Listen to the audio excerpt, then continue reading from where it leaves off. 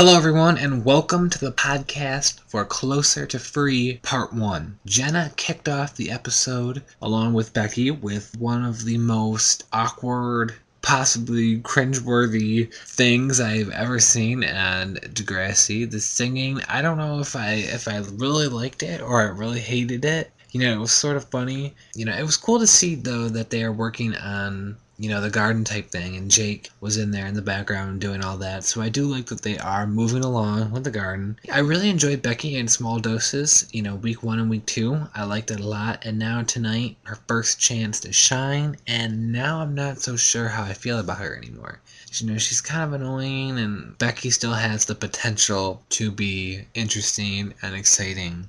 Jenna, there is no hope for her. Luke tonight got some airtime, of course, and, I can't really form an opinion on him. We haven't seen too much of him yet, but he definitely is not, the nicest of people. And we'll get a lot more with Luke tomorrow night in part 2, and of course with Becky. And the scene with Jenna underwater doing the baptism, that looks out of the ordinary, very, unlike anything we've seen on Degrassi before. So I definitely want to see where this is going. There is potential in the plot. Tonight, part 1 just left me wanting more, and, I'm kind of confused about the whole thing. The Drew plotline, fantastic. Again, Drew has been one of the most consistently stable, interesting characters on the show, and those who he is involved with, Bianca, and as of tonight, Fiona. Fantastic. Everything in that plot, goes along great. I love the follow-ups of the concussion.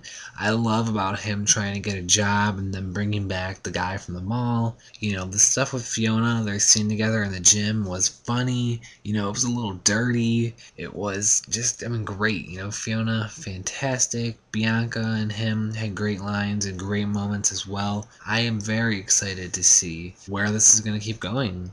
Claire and her internship. I do applaud Degrassi for doing, different things. And while internships are, completely new to the world of Degrassi, we haven't seen a whole lot. The thing with Claire is, Asher is telling her, these tips and stuff, but to me, they seemed like really basic tips.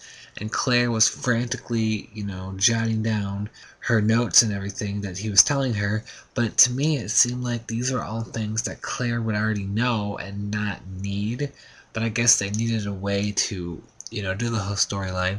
The whole thing with Connor and Twitter, I like that they're incorporating Twitter into the show.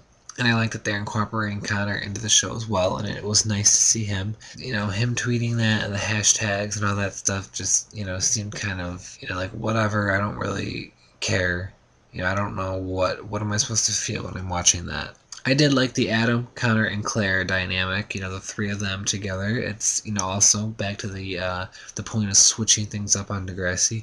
All in all, tonight's episode left me feeling underwhelmed, I guess. I'll have to see part 2 to fully judge, but I think this was my least favorite episode so far of the season. The redeeming parts, though, Drew, Fiona, Bianca, especially Drew, all that stuff, very interesting. The other 2 plots, I really want to see where they're going to go tomorrow before I fully judge them, but right now, not too impressed with this episode.